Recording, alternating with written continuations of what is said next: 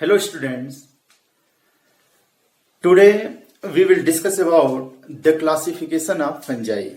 Yesterday I taught you about the general characteristics of the fungi. I also told you about that the fungi is a diverse group of the organisms. So many species of the fungus, or you can say the fungi, they are present in our surrounding. Kingdom fungi is further classified into the different classes, and all these classes are like, the first is Phycomycetes, then Ascomycetes, then I will teach you Basidiomycetes, and which is followed by the last one, that is Deuteromycetes, or also known as fungi imperfecti. So total 4 classes are there of kingdom fungi: Phycomycetes, Ascomycetes, Basidiomycetes and Deuteromycetes. Today I will teach you these 2 classes, and these are Phycomycetes and Ascomycetes. First you see the general characteristics of the Phycomycetes. The members of the Phycomycetes, they are aquatic in nature. They are not fully aquatic, but they need the moisture content. Actually, fungus, they grow in the warm and in the places where moisture content is to be there. So, wherever the moisture will be there, definitely the medium will be the water will be present. So, they are adopted the aquatic habitats. Some of the members of the Phycomycetes, they are also present on the decaying wood. The woods, the plant on their branches, either on the stem.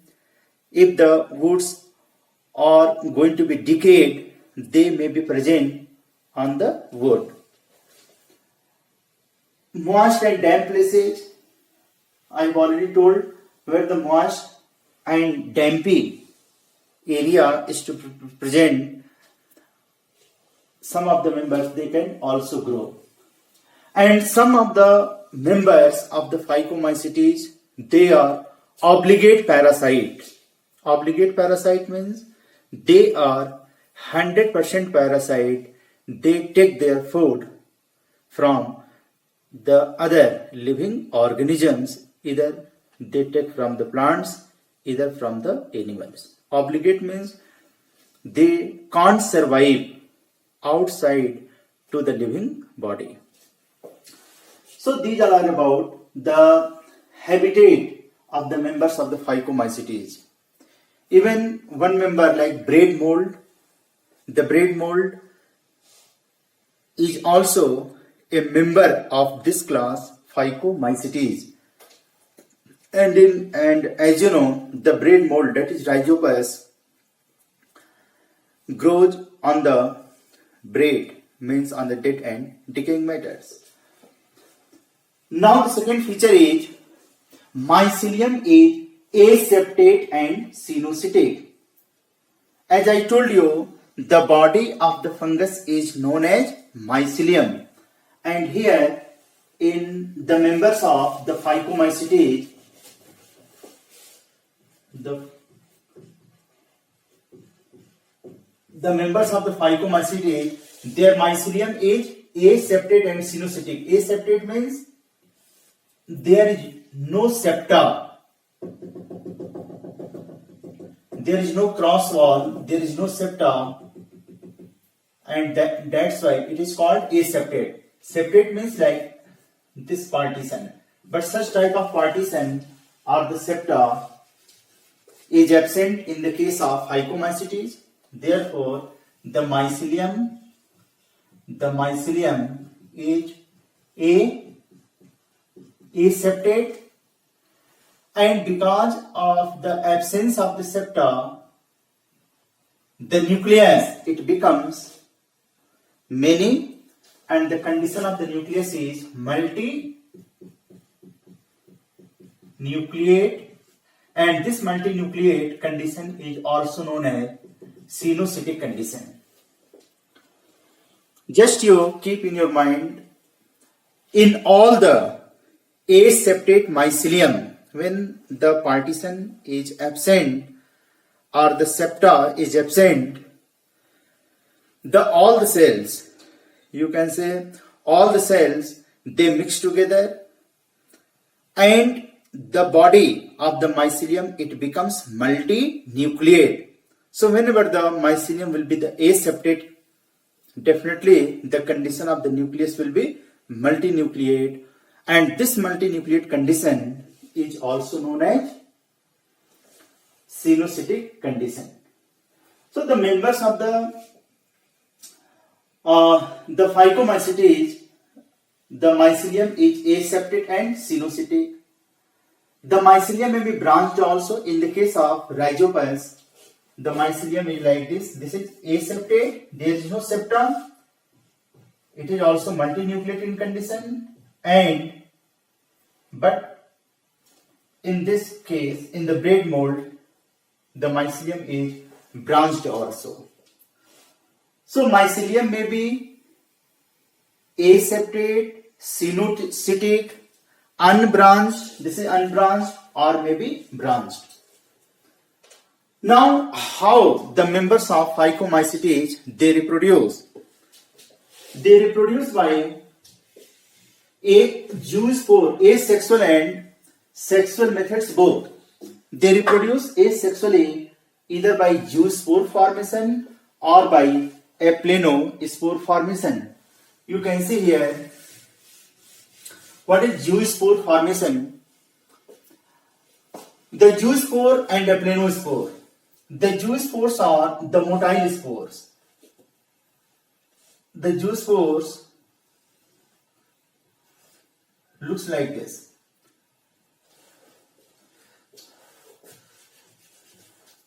These are the motile spores, and this motile spore is known as zoospore, and the non-motile spore,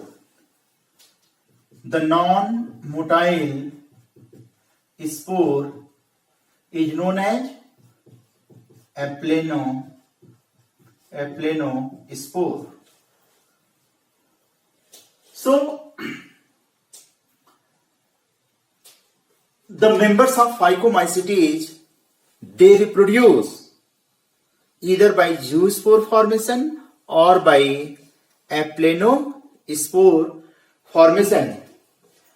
If the spores they are motile, the motile spores are known as zoospores, and if the spores are non-motile, they are not able to move, such type of spores are called aplanospore. You can see one more diagram regarding the bread mold. In the bread mold, suppose this is the fungus bread mold. They grow where? On the bread. This is the bread. This is the fungus mycelium, or you can say the mycelium of bread mold. Bread mold. It forms a thread-like structure. These thread-like structures are called rhizoids.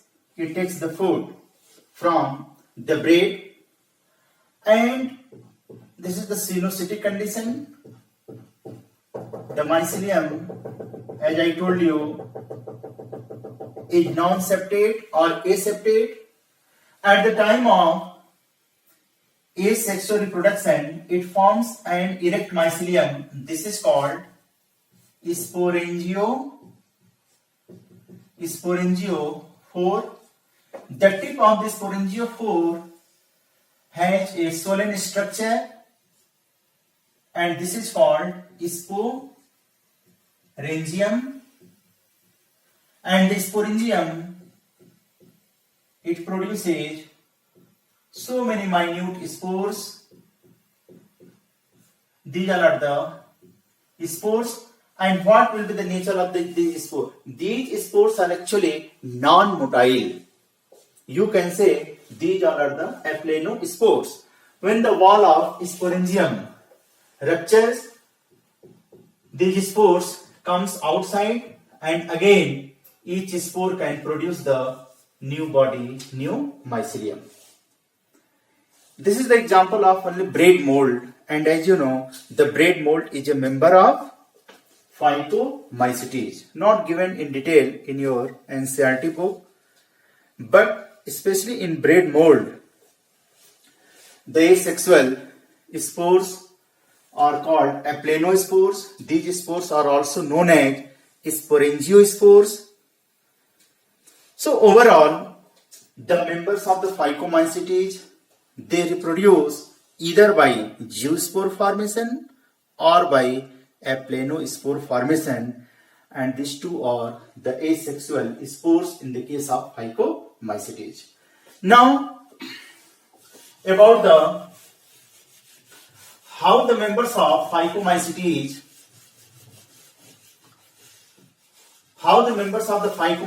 they reproduce sexually. The sexual reproduction of Phycomycetes,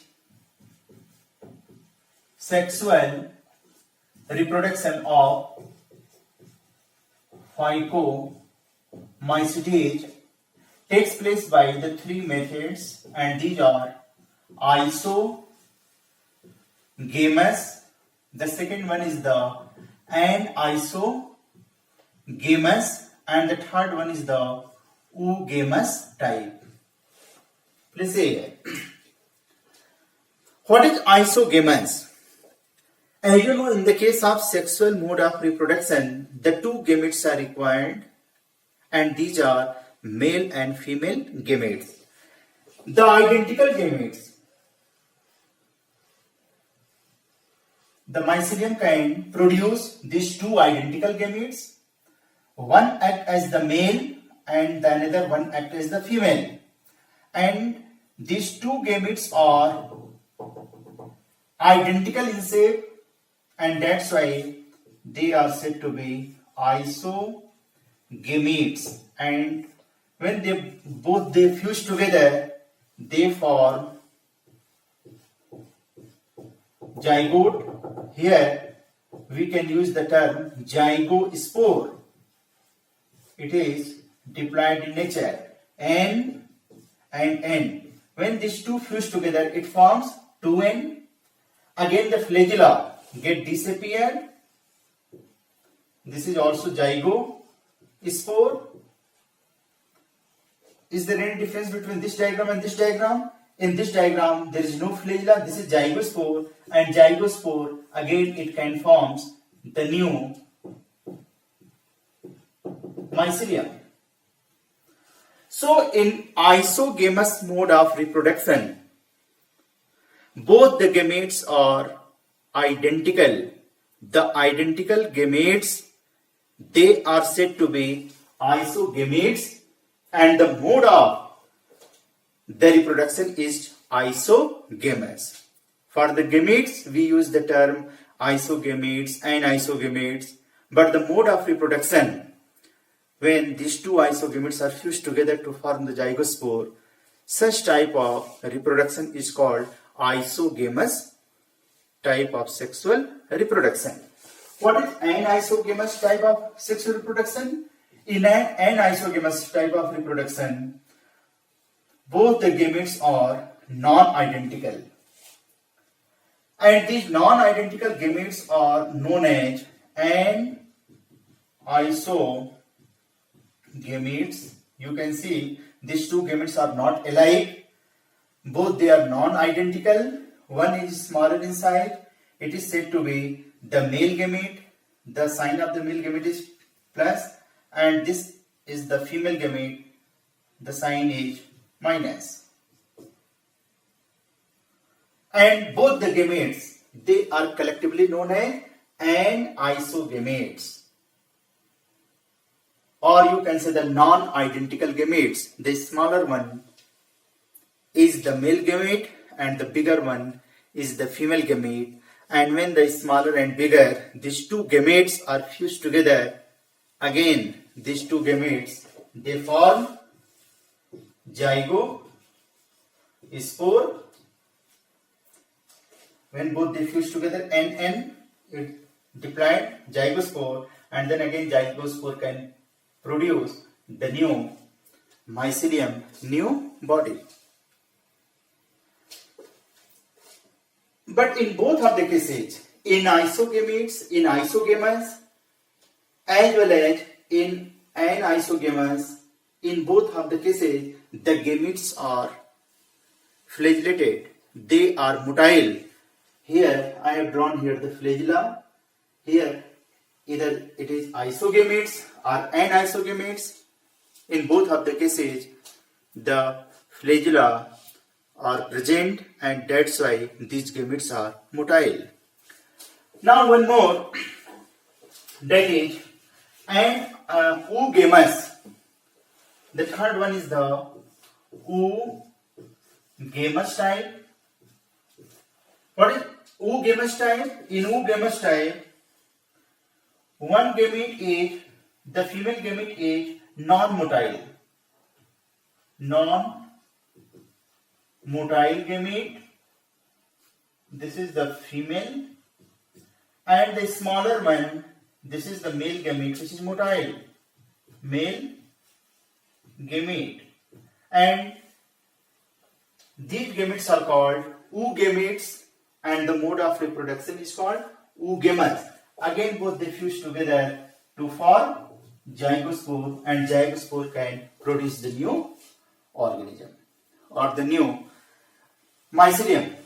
So once again you can see all these diagrams. Once again you can see what is isogamous. In isogamous, both gametes are identical and both gametes are motile. Flagella are present. Both gametes are non-identical. One is smaller and one is bigger in size. The smaller one is male gamete and the bigger one is the female gamete. But here also both the gametes are motile. They have flagella. What is oogamous?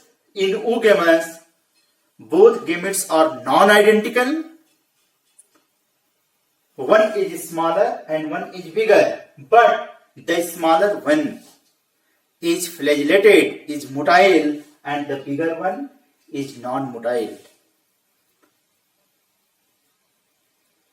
Is there any difference in between anisogamete and oogametes? Or you can say anisogamous type and oogamous type?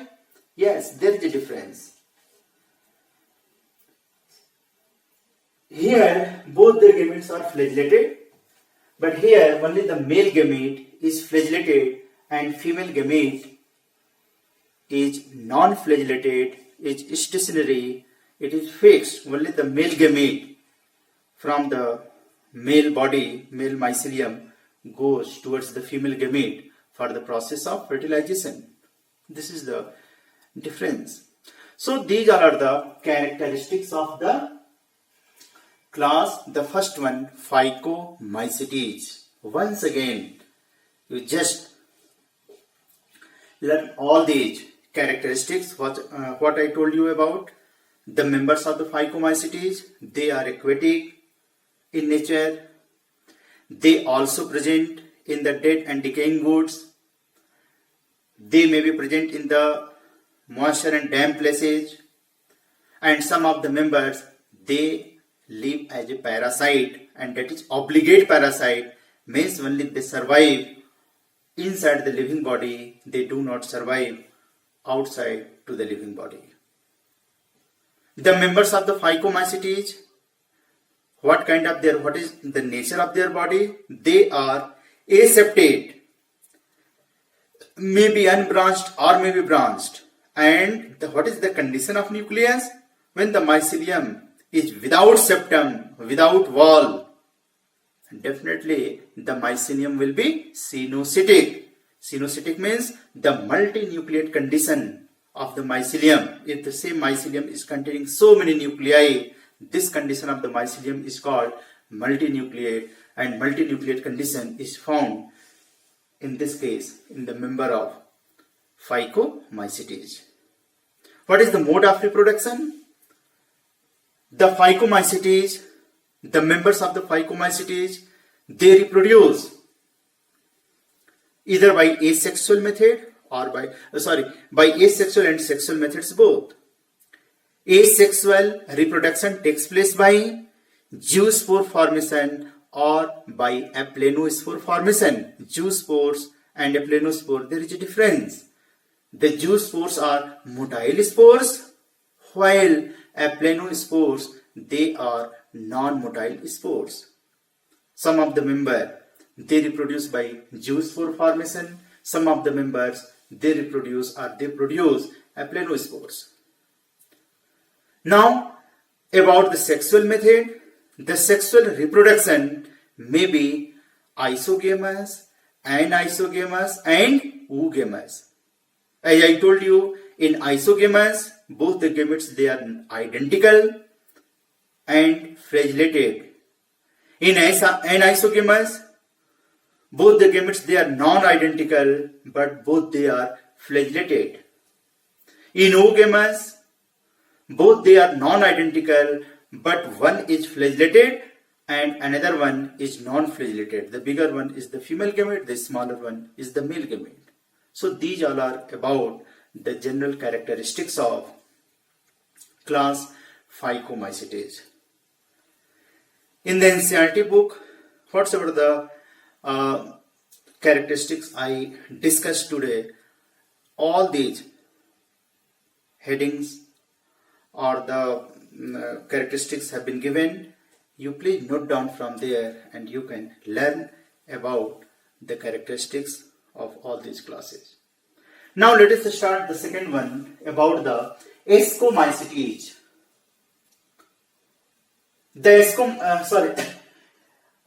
Before I discuss the Ascomycetes, I couldn't give some of the examples of the Phycomycetes. Phycomycetes braid mold, in your book 2 examples have been given. Braid mold, the member of Phycomycetes.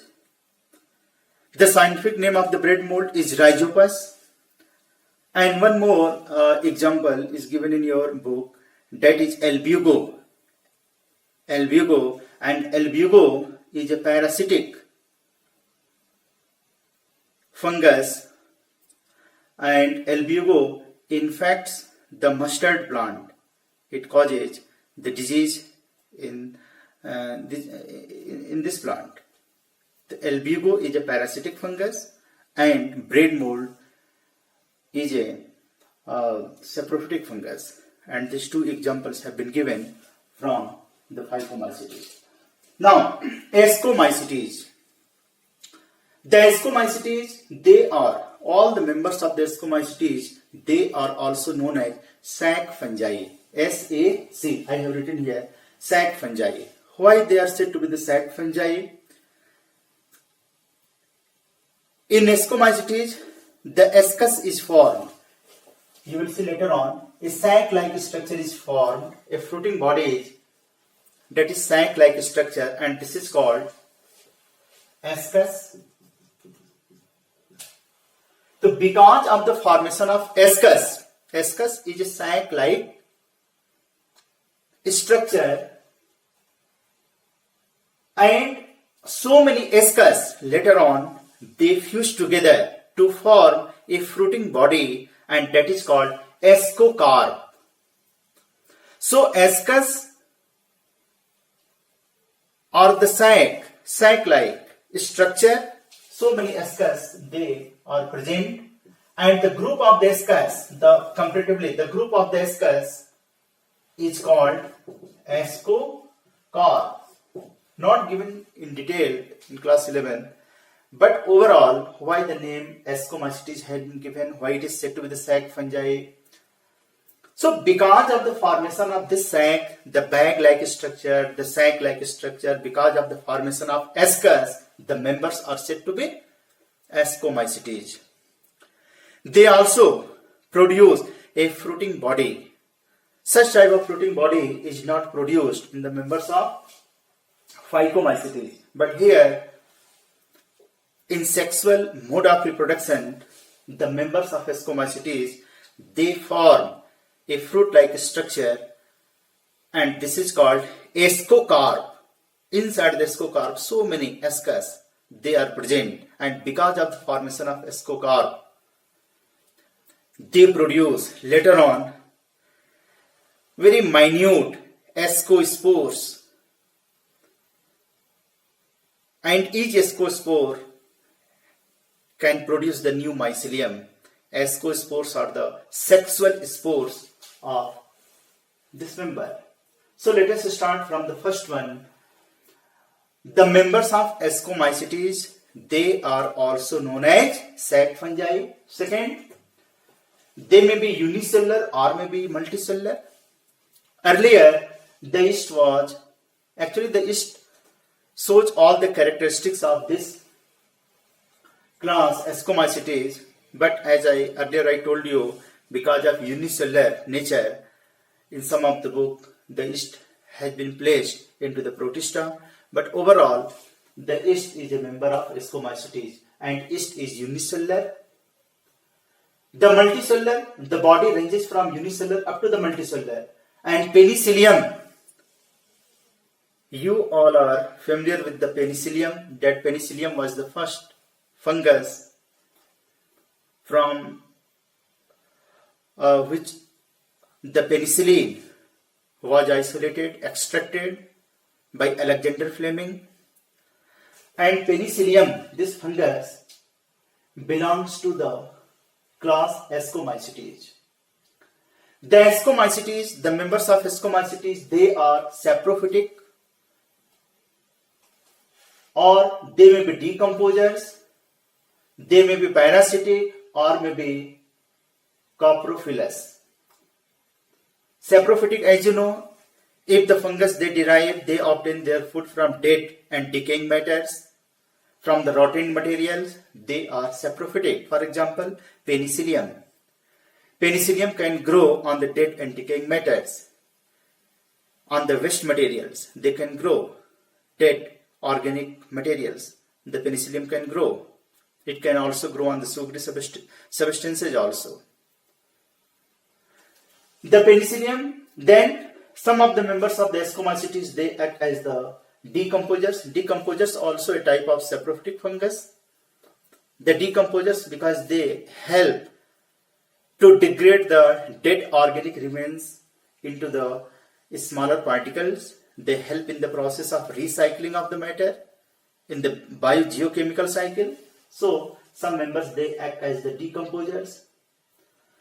Some of the members, they are parasitic, means they take their food from either from the plants or from the animals. There is a fungus given in your book, Claviceps purpurea. This species is purpurea. It is a parasitic fungus.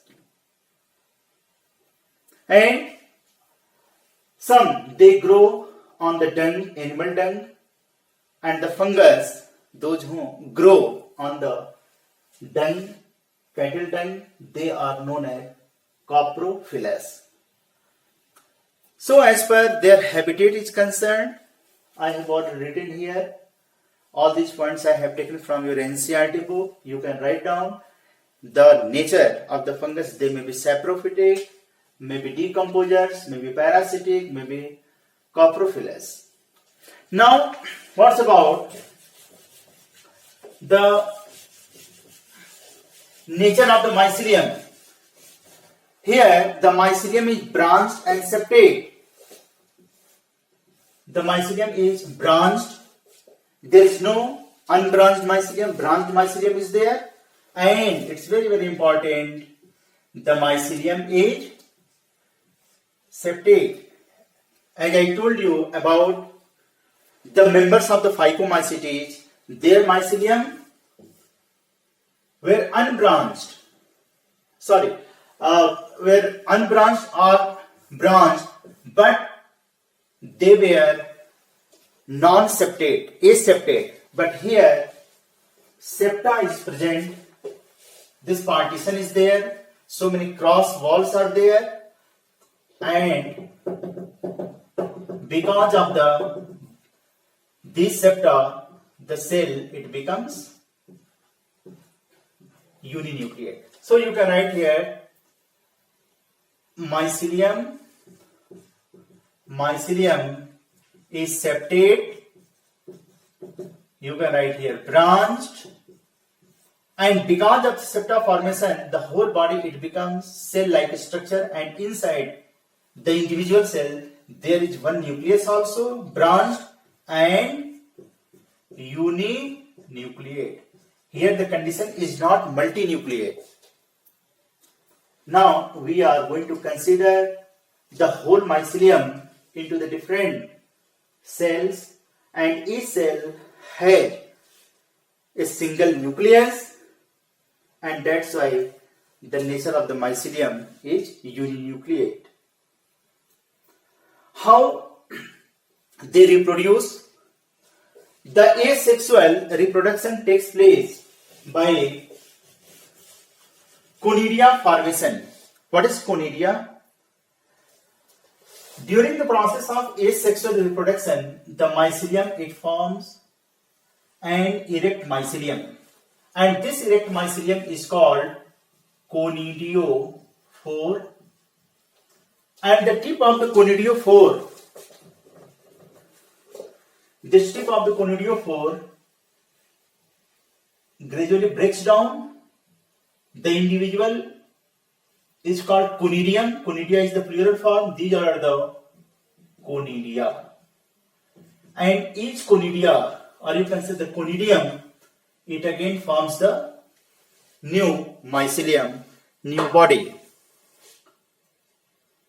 The conidia, that's why conidia is a type of asexual spore. The conidia is also non-motile, and the nature of the spore is exogenous.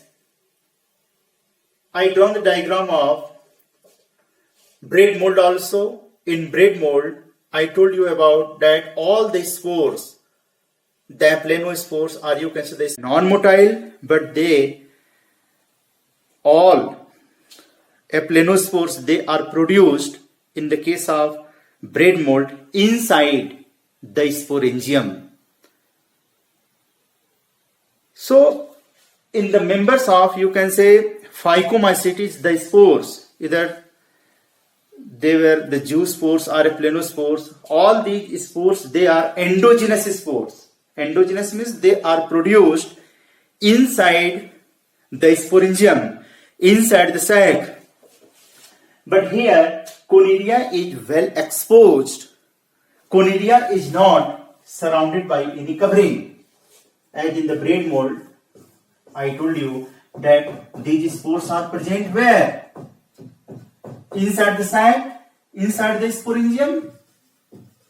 So all these spores, they are well protected, or they are confined into a sac-like structure.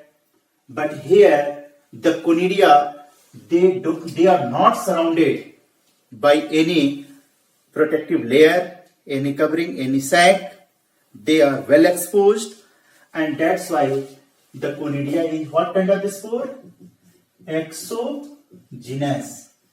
Exogenous spore. And here the spores are endogenous.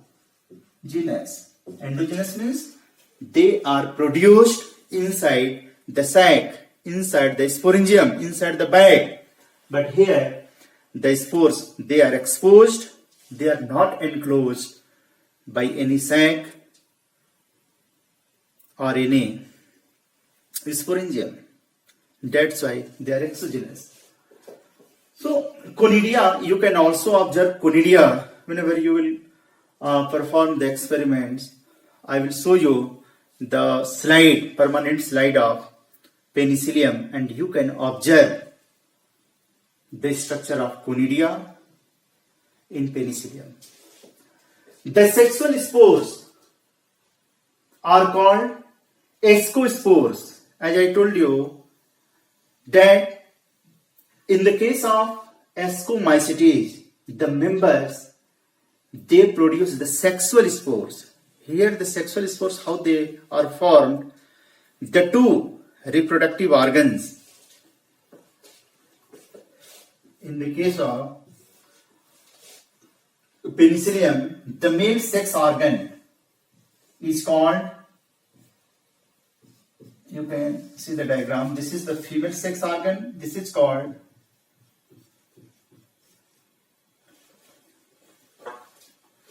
oogonium,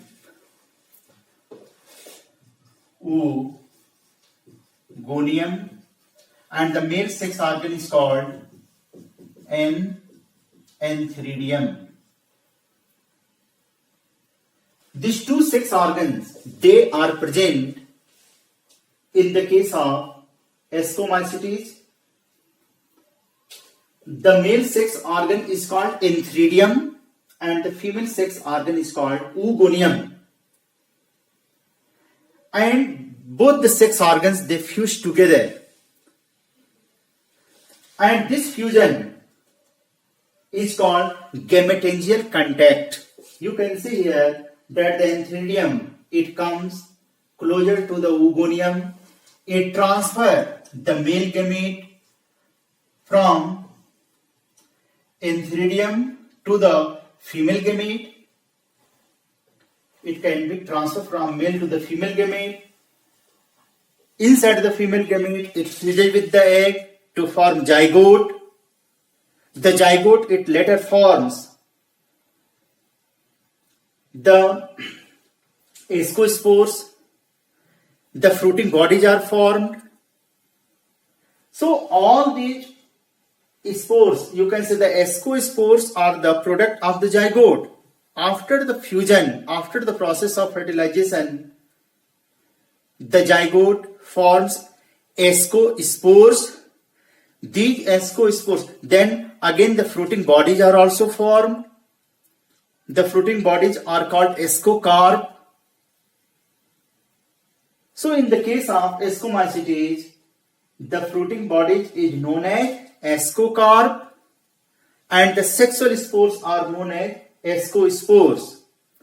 When the fruiting bodies are ruptured, all these ascospores, they come outside and each ascospore can produce the new mycelium, new penicillium, new organism. All these diagrams and about the detail that how they fuse together, how the gametangial contact or copulation takes place, not given in too much detail in class 11th NCERT. But the characteristics are very, very important, that what are ascospores, that the ascospores are sexual spores. Where they are produced, where they are present in the ascocarp. How these spores are produced? By the sexual reproduction. How the process of sexual reproduction takes place? By gametangial contact. When the antheridium and oogonium, both they fuse together, they form zygote and zygote then form ascospores. So up to class 11th, no need to study in too much detail. If you will take, go to the higher education or BSc, then especially you have to study about the penicillium for individual fungus, and then you will go through the details about the sexual method and asexual also. But in class 11, a brief account, the introduction of each class is required, and I hope you all are completing in the same way. Tomorrow I will teach you the third class, that will be the basidiomycetes, and then I will teach you deuteromycetes. So that's all for today. I will see you tomorrow. Thanks.